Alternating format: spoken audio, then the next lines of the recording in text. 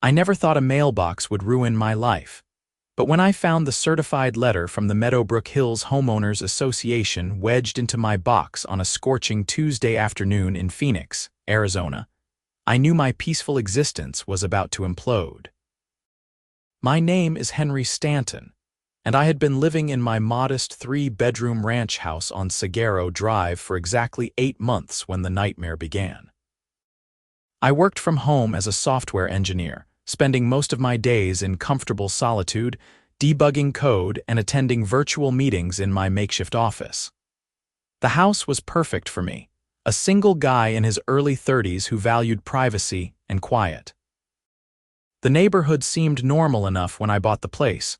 Tree-lined streets with desert landscaping, families walking their dogs in the evening, the occasional sound of kids playing basketball in driveways. I ripped open the envelope standing right there in the driveway, the Arizona sun beating down on my neck. The letter inside was typed on official-looking letterhead with the HOA logo at the top, some ridiculous design featuring a house inside a circle. My eyes scanned the contents and my stomach dropped. Notice of fine and violation. Your mailbox does not conform to community standards as outlined in the Meadowbrook Hills CC and Articus, Section 4.7.2. You are hereby fined $500 with an additional $100 per week until the violation is remedied. I looked up at my mailbox. It was a standard black metal mailbox on a wooden post, exactly like the one that had been there when I bought the house. I had not changed a single thing about it. The previous owners had lived here for 15 years. How could it suddenly be a violation? I pulled out my phone and called the HOA management company number listed at the bottom of the letter. After navigating through an automated system that seemed designed to frustrate callers, I finally reached a human being. Meadowbrook Hills HOA, this is Sharon speaking. Hi Sharon, my name is Henry Stanton, I live on Seguero Drive, and I just received a violation notice about my mailbox. I'm confused because I have not made any changes to it since I bought the house 8 months ago. Let me pull up your file, I heard typing on the other end. Oh yes, Mr. Stanton, the board recently updated the mailbox requirements. All mailboxes must now be Adobe-style stucco to match the Southwestern aesthetic theme. But my mailbox was here when I bought the place. Nobody said anything during the home inspection or closing. The new rule applies to all residents, regardless of when they purchased their homes. You have 30 days to comply before additional fines accrue. $500 seems excessive for a mailbox violation. Those are the board-approved fines, sir. If you would like to contest it, you can attend the next board meeting on the 15th of next month. I hung up feeling annoyed but not overly concerned.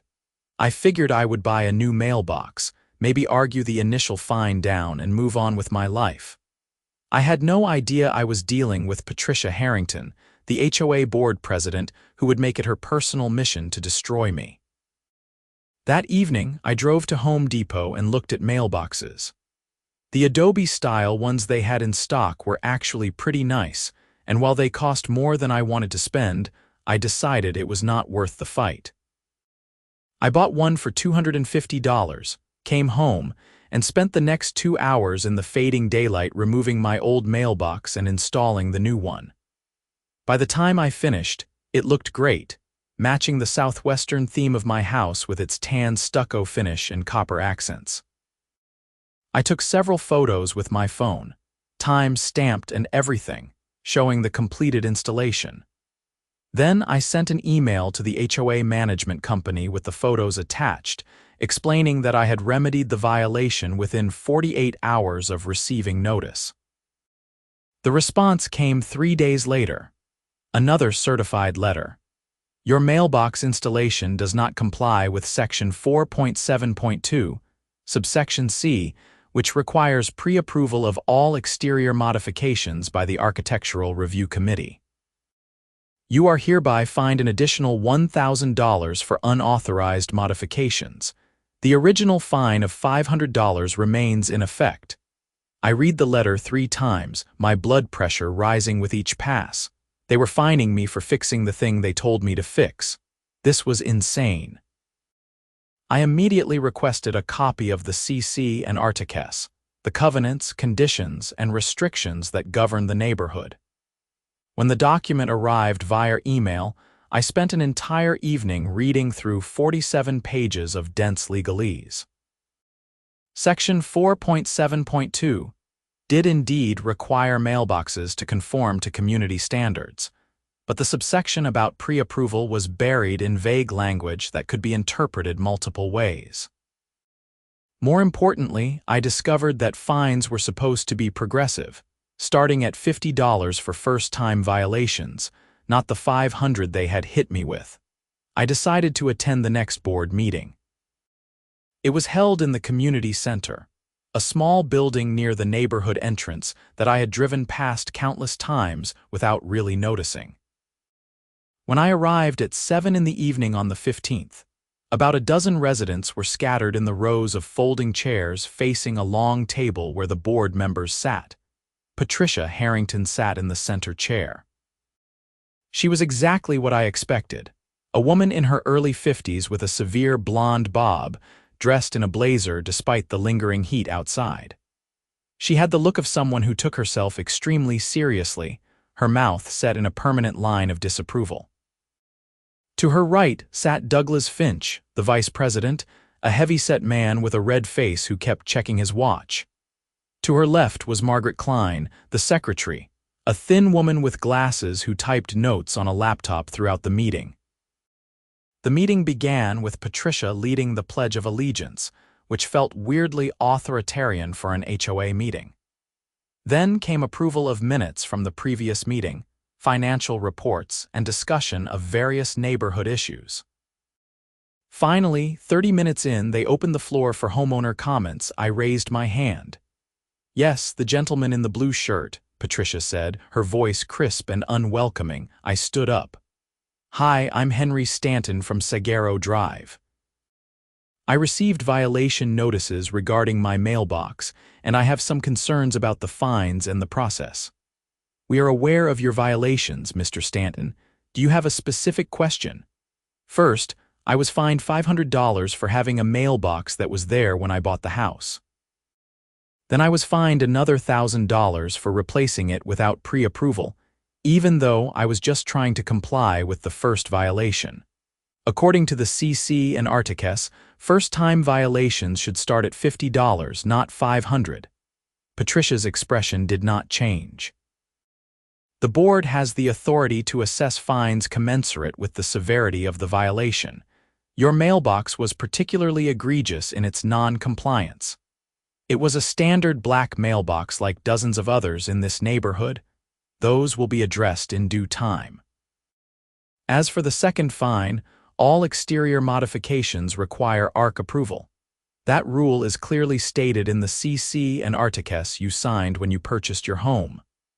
I understand that now, but I was trying to fix what you told me was a violation. It seems like a catch-22. And frankly, $1,500 in fines for a mailbox seems excessive and punitive." Douglas Finch leaned forward.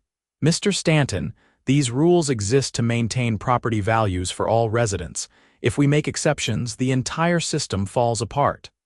I'm not asking for an exception. I'm asking for reasonable and consistent enforcement." Patricia cut in, her voice sharp. "Your fines stand as assessed. If you fail to pay within 30 days, we will place a lien on your property and pursue legal action to recover the debt. Next speaker, please." I stood there for a moment, stunned at the dismissal. Several other residents looked at me with sympathy, but nobody spoke up. I sat back down, my face hot with anger and embarrassment. After the meeting, an older gentleman approached me in the parking lot. He introduced himself as Frank Chen, a resident who had lived in the neighborhood for 12 years.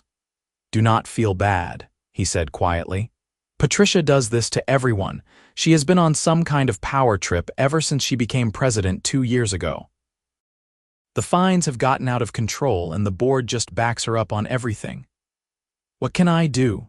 Honestly, Most people just pay the fines and try to stay under her radar. A few have tried to fight it, but the HOA has lawyers on retainer and it gets expensive. One couple ended up selling their house just to get away from the harassment. That's ridiculous. There has to be some accountability, Frank shrugged. Good luck, just be careful. Patricia holds grudges and she has a lot of free time to make your life miserable. He was not wrong. Over the next 2 weeks, I received 3 more violation notices. One for having my trash cans visible from the street, even though I had put them out the night before trash day like everyone else. One for having a garden hose lying in my side yard. One for having window blinds that were non-conforming colors, even though they were plain white blinds that came with the house. Each violation came with a $250 fine. I tried to be meticulous. I bought a storage shed for my trash cans. I coiled up my garden hose and put it in the garage every single time I used it. I replaced all my window blinds with expensive cellular shades in what I hoped was an acceptable neutral color. I submitted ARC applications for each change, paying the $50 processing fee each time. Every application was denied for vague reasons like does not meet aesthetic standards or insufficient documentation. Then came more fines for making changes without approval. I felt like I was losing my mind. I could not win. Every action I took to comply resulted in more fines. My home, which was supposed to be my sanctuary, had become a source of constant stress and anxiety. I dreaded checking my mailbox. I found myself peeking through my curtains before going outside, worried that Patricia might drive by and find some new violation to cite. By early December, I had accumulated over $8,000 in fines. The HOA sent a demand letter threatening legal action if I did not pay immediately. I had not paid a single fine because I refused to reward what I saw as blatant harassment and extortion. I decided to consult with an attorney. I found one who specialized in HOA disputes, a woman named Rachel Morrison who had an office in downtown Phoenix. She was in her 40s, sharp and professional, and she listened to my entire story while taking notes. "This is unfortunately more common than you would think," she said when I finished. "HOA boards have a lot of power, and when you get someone like Patricia who abuses that power, it can be really difficult for homeowners. Can they really put a lien on my house for this? Technically, yes. If the CC and Articus allow for fines and you refuse to pay them, they can file a lien. However, the fines have to be valid and properly assessed.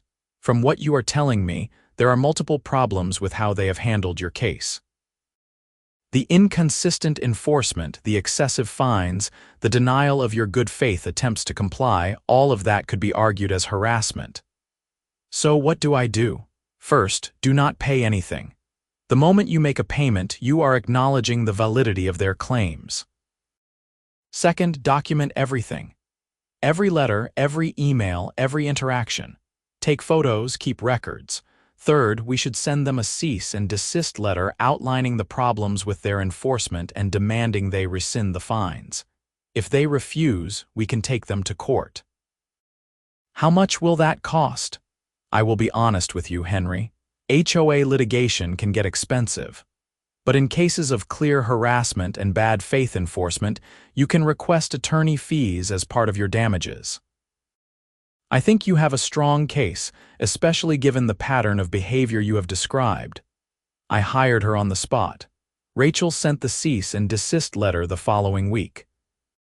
It was a thorough, professional document outlining every violation notice, every fine, every inconsistency in the HOA's enforcement, and every way they had failed to follow their own CC and Articus. It demanded that all fines be rescinded within 14 days, and that the HOA cease any further harassment. The response came not from the HOA management company, but from an attorney representing the Meadowbrook Hills HOA. The letter was dismissive and condescending, stating that all fines had been properly assessed in accordance with the governing documents, and that if I did not pay the outstanding balance of $8,200 within 10 days, They would proceed with filing a lien against my property. They filed the lien on December 20th. I received notice of it just before Christmas, which felt like a deliberate slap in the face. A lien on your property is a serious matter. It means you cannot sell or refinance without first paying off the debt, and if left unresolved, it can lead to foreclosure. I spent Christmas Day alone in my house, too stressed to travel to see my parents in Colorado like I had planned. Instead, I sat at my kitchen table with Rachel on a video call, going over our legal strategy. "They have made a mistake filing this lien so quickly," she said.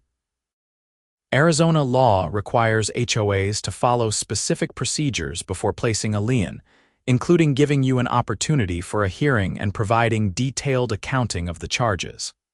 From what I can see, they have not done that. We are going to file a motion to remove the lien and sue them for damages. What kind of damages? Emotional distress, harassment, attorney fees, and potentially punitive damages if we can show their actions were willful and malicious. Which, based on the pattern here, I think we can. We filed our lawsuit in Maricopa County Superior Court on January 3rd. The complaint was 40 pages long, detailing every violation notice, every fine, every denied application, and every communication with the HOA. We named the Meadowbrook Hills Homeowners Association as the defendant, along with Patricia Harrington individually, arguing that she had acted outside the scope of her authority and engaged in personal harassment. The local news picked up the story. A reporter from a Phoenix television station called me and asked if I would be willing to be interviewed about my experience. I hesitated at first, worried about retaliation, but Rachel encouraged me to do it. "Public pressure can be a powerful tool," she said. And honestly, Patricia strikes me as someone who does not like negative attention. The interview aired on the evening news in mid-January. They showed B-roll footage of my house, my mailbox, and the neighborhood while I explained what had been happening. The reporter also interviewed Frank Chen and 2 other neighbors who shared their own stories of excessive fines and harassment from the HOA board. The segment was titled HOA Horror Stories, and it painted Patricia and the board in a very unfavorable light. The response was immediate. I received emails and social media messages from dozens of people sharing their own HOA nightmares. Several other Meadowbrook Hills residents reached out, saying they had been too afraid to speak up but were grateful someone was finally standing up to Patricia. Patricia, predictably, lost her mind. She sent a mass email to all residents claiming I was spreading lies and trying to undermine the board. She said the news story was defamatory and threatened to sue the television station. She called an emergency board meeting to discuss the attacks on the HOA. Then things got worse. In late January, I came home from grocery shopping to find a notice taped to my front door. It was from the City Code Enforcement Office, stating that they had received a complaint about unpermitted construction at my property. The notice said an inspector would be coming out the following week to investigate. I had not done any construction, permitted or otherwise. The only changes I had made were the mailbox, the blinds, and the storage shed, none of which required city permits. When the inspector came out, he walked around my property with a clipboard, looking confused. "I am not seeing any unpermitted work here," he said. "What was the complaint about?" "I have no idea. I have not done any construction." He checked his notes. "The complaint stated you had built an addition to the rear of the house without permits. That is clearly not the case. Sounds like someone filed a false report. It happens sometimes with neighbor disputes." I knew exactly who had filed the report. 2 days later, I received a letter from the Arizona Department of Revenue claiming I owed back taxes on my property. This was also false. I had paid my property taxes in full, and I had the receipts to prove it. It took 3 phone calls and sending copies of my payment records to get the matter resolved, but the stress of dealing with it was overwhelming. Then my homeowner's insurance sent a notice that my policy was being reviewed due to reports of property condition issues. I called them immediately and learned that someone had filed an anonymous complaint claiming my house was in a state of disrepair and posed a liability risk. It was all Patricia. It had to be. She was weaponizing every system she could think of to harass me. Rachel added all of this to our lawsuit, amending the complaint to include abuse of process and intentional infliction of emotional distress. "This is exactly the kind of behavior that will make a judge very angry," she said. "She is not just violating HOA rules. She is potentially committing crimes." Our court date was set for early March. In the meantime, we filed an emergency motion to remove the lien, arguing that it had been improperly filed and was causing immediate harm to my ability to manage my property. The judge granted a hearing for mid-February. The hearing was held in a small courtroom in downtown Phoenix. It was my first time facing Patricia in a legal setting. She sat at the defendant's table with two attorneys from a law firm that specialized in representing HOAs. She wore a navy blue suit and had her hair pulled back tightly, giving her an even more severe appearance. Our attorney, Rachel, presented our case methodically. She walked the judge through the timeline of violations and fines, showed photos of my property demonstrating that the alleged violations were either non-existent or trivial, and highlighted the inconsistent enforcement. She pointed out that dozens of other homes in the neighborhood had similar features that had never been cited. "Your Honor," Rachel said, "this is not a case of a homeowner refusing to follow reasonable rules. This is a case of an HOA board president engaging in targeted harassment. The fines were excessive, the enforcement was arbitrary, and the lien was filed without following proper procedures required under Arizona law. My client has suffered significant emotional distress and financial harm as a direct result of Mrs. Harrington's actions." The HOA's attorney argued that the board had acted within its authority, that the fines were properly assessed, and that I had refused to comply with legitimate violation notices. He painted me as a difficult homeowner who wanted special treatment. Then the judge asked Patricia to explain the specific violations that had led to the $8,000 total in fines. She stood up, confident and composed. "Your Honor, Mr. Stanton has repeatedly violated our community's standards. His mailbox was the wrong style. He made unauthorized changes to his property. He left trash cans visible. He has shown complete disregard for the rules that every other homeowner follows." The judge looked at her over his reading glasses. "Mrs. Harrington, I have reviewed the photographic evidence submitted by Mr. Stanton's attorney.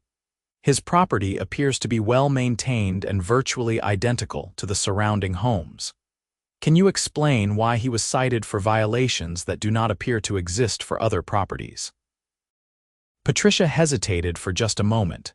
"We enforce the rules consistently, Your Honor. If there are other violations, we will address them. But you have not addressed them, have you? According to this evidence, there are at least 15 homes on Mr. Stanton's street alone with mailboxes similar to the one he was originally cited for. None of them received violation notices. How do you explain that? I would have to review each property individually." The judge was clearly not buying it. He asked about the pre-approval process, and Patricia struggled to explain why all of my ARC applications had been denied while providing no clear criteria for approval. Then, Rachel played her trump card. She introduced evidence that Patricia had filed the false code enforcement complaint and the fraudulent tax claim. We had obtained records through subpoenas showing that the complaints had been filed from Patricia's email address. The judge's expression darkened. "Mrs. Harrington, did you file false reports with government agencies regarding Mr. Stanton's property?" Patricia's composure cracked. "I was concerned about code compliance in our neighborhood." "That is not what I asked." "Did you file reports claiming construction and tax issues that you knew to be false?" Her attorney whispered something to her, and she sat down without answering. The judge made his ruling from the bench. I am granting the motion to remove the lien. The HOA failed to follow proper procedures under Arizona law before filing, and the underlying fines appear to be excessive and arbitrarily enforced. Furthermore, I am troubled by the evidence of harassment and abusive process. This matter will proceed to trial on the remaining claims, but I am putting the HOA on notice that this court takes these issues very seriously. I felt a wave of relief wash over me. The lien was gone. I could breathe again, but we were not done yet. The trial was scheduled for late April. In the weeks leading up to it, Rachel took depositions from Patricia, the other board members, and several neighbors. The depositions revealed even more problems with how the HOA had been run. Douglas Finch admitted under oath that he had never actually read the CC and Articus, and just voted however Patricia told him to vote. Margaret Klein testified that she had raised concerns about the excessive fines, but had been shouted down by Patricia. Most damaging was Patricia's own deposition. Rachel questioned her for 6 hours, and Patricia became increasingly defensive and hostile. She admitted that she had specifically targeted me after I questioned her at the board meeting. She said she felt I was disrespectful and needed to be taught a lesson about following the rules. When asked about the false reports to code enforcement and the tax department, she tried to justify them by saying she was investigating whether I was complying with all applicable laws. Rachel pressed her on whether she had done similar investigations for other homeowners, and Patricia could not name a single other instance. The trial lasted 3 days. The courtroom was packed with neighbors, reporters, and people who had heard about the case and wanted to see how it turned out. The HOA's attorneys tried to argue that the board had discretion in enforcement and that I had been treated fairly, but the evidence was overwhelming. Rachel called multiple expert witnesses, including an HOA management consultant who testified that the fines assessed against me were far outside industry standards and that the enforcement pattern showed clear bias. She called neighbors who testified about their own experiences with Patricia's vindictive behavior. She presented financial records showing that the HOA had spent over $30,000 in legal fees pursuing me, money that came from other homeowners' dues. On the 3rd day, I took the stand. Rachel walked me through the entire ordeal, from the first violation notice to the lien to the false complaints.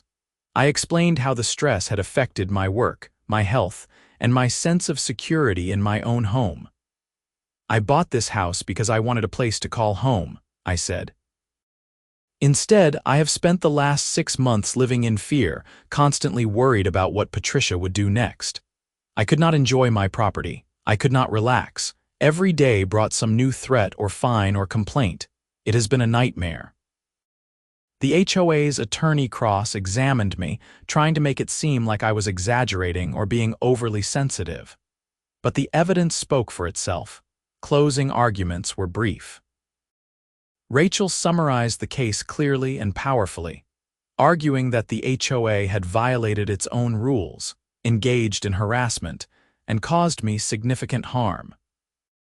She asked for the removal of all fines, compensation for my attorney fees, damages for emotional distress, and punitive damages to send a message that this kind of behavior would not be tolerated. The judge took a day to deliberate. When we returned to court for the verdict, I was so nervous I could barely sit still. The judge began by reviewing the facts of the case, summarizing the timeline and the evidence. Then he delivered his ruling. This court finds that the Meadowbrook Hills Homeowners Association, under the leadership of Patricia Harrington, engaged in a pattern of harassment and abuse of authority against the plaintiff, Henry Stanton. The fines assessed were excessive, arbitrary, and not properly authorized under the association's governing documents. The lien was improperly filed and caused significant harm to the plaintiff. Furthermore, the evidence clearly shows that Mrs. Harrington filed false reports with government agencies, in an attempt to harass and intimidate Mr. Stanton, which constitutes abuse of process and potentially criminal conduct. My heart was pounding. The court hereby orders the following. All fines assessed against Mr. Stanton are permanently rescinded. The lien previously filed is confirmed as removed. The HOA is ordered to pay Mr. Stanton's attorney fees in the amount of $42,000. The HOA is ordered to pay compensatory damages for emotional distress in the amount of $50,000. Additionally, this court awards punitive damages in the amount of $75,000 to punish the egregious conduct and deter similar behavior in the future. I could not believe what I was hearing. $167,000 plus the removal of all fines. I had won completely and decisively. The judge was not finished.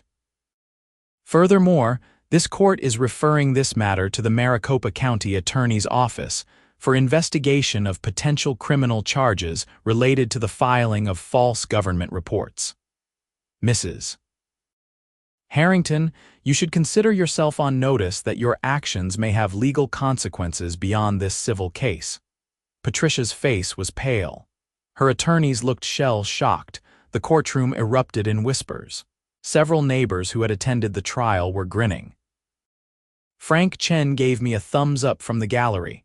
Outside the courthouse, Rachel and I spoke to the reporters who had gathered. I kept my comments brief, saying I was grateful for the judge's decision and hoped it would prevent other homeowners from experiencing similar harassment. The story made headlines across Phoenix and was picked up by national news outlets. HOA abuse was apparently a hot topic, and my case became a symbol of homeowner rights versus overly aggressive associations. The fallout was swift. Within a week of the verdict, Patricia resigned from the HOA board. Douglas Finch and Margaret Klein also resigned, and the neighborhood held emergency elections for new board members. Frank Chen was elected president, along with two other reasonable neighbors who campaigned on reforming the HOA's practices. The Maricopa County Attorney's Office did open an investigation into Patricia's false reports. 2 months after the trial, she was charged with 2 misdemeanor counts of filing false police reports. She pled guilty as part of a plea agreement and was sentenced to probation, community service, and a fine. She also had to issue a written apology to me, which she did in the tersest possible language, clearly drafted by her attorney. The new HOA board reached out to me within days of being elected. Frank personally came to my house to apologize on behalf of the association and assure me that things would be different going forward. We are reviewing all the fines and violations from the past 2 years, he said. You were not the only one Patricia targeted, just the only one who fought back. We are rescinding a lot of bogus fines and refunding money to homeowners who paid under duress. I appreciate that, Frank. We are also rewriting the enforcement policies to make them fair and transparent. No more arbitrary fines, no more personal vendettas. We want this to be a real community again, not Patricia's personal fiefdom. True to his word, the new board made sweeping changes. They published clear guidelines for violations and fines, capped fines at reasonable amounts, and established an appeals process that actually worked. They also hired a new management company to replace the one that had enabled Patricia's behavior. The HOA paid my damages in full within 60 days, as ordered by the court. $167,000, which more than covered my attorney fees and compensated me for the hell I had gone through. I deposited the check and felt a weight lift that I had been carrying for months. Life slowly returned to normal. I could walk out my front door without anxiety. I could check my mailbox without dread. I could enjoy my house the way I had always intended to. Several homeowners approached me over the following weeks to thank me for standing up to Patricia. One couple said they had been planning to sell their house just to escape her harassment, but decided to stay after seeing the changes. Another neighbor said I had inspired him to run for the board, and he was elected treasurer in the next cycle. I even started to enjoy being part of the community. The new board organized neighborhood events like block parties and holiday decorations contests. Things that actually brought people together instead of driving them apart with fear and fines. My mailbox, the Adobe-style one that had started the whole mess, still stands in front of my house. Every time I see it, I think about everything that happened. How a simple violation notice escalated into months of harassment, a lawsuit, a trial, and ultimately a complete vindication. I learned a lot through the experience. I learned that standing up to bullies, even ones with official authority, is sometimes necessary. I learned that the legal system, while slow and expensive, can work when you have a good attorney and clear evidence of wrongdoing. I learned that communities can heal and reform when good people step up to lead. Most importantly, I learned that home really is supposed to be a sanctuary, and nobody has the right to take that away from you. On a warm evening in late June, about a year after the nightmare began, I sat on my front porch with a beer, watching the sunset paint the Arizona sky in shades of orange and pink. My neighbor across the street, a retired teacher named Gloria, waved as she walked her golden retriever. Two kids rode their bikes down the street, laughing and racing each other. My phone buzzed with an email from Rachel. She was checking in, as she did occasionally, to see how things were going. I typed back a quick reply. "Everything is great, thanks again for everything." And I meant it. My house was finally what I had always wanted it to be. A home. A place of peace and comfort, free from harassment and fear. The Lien was gone, the fines were gone, and Patricia Harrington was gone. I had won not just in court but in life. My property was mine, my dignity was intact, and my community was healing. The HOA had learned an expensive lesson about the limits of their authority and the consequences of abuse. As the sun dipped below the horizon and the first stars appeared in the darkening sky, I raised my beer in a silent toast. To justice, to perseverance, and to the simple right to enjoy your own home without someone trying to destroy your life over a mailbox. The whole ordeal had been exhausting, stressful, and at times terrifying. But I had stood my ground, fought back against injustice, and emerged victorious. The judge had not only removed the lien but awarded me substantial damages for the harassment I had endured. And somewhere out there, Patricia Harrington had learned that her power was not absolute, that homeowners have rights, and that targeting someone for personal reasons carries serious consequences. I slept well that night in my house, in my neighborhood, finally at peace.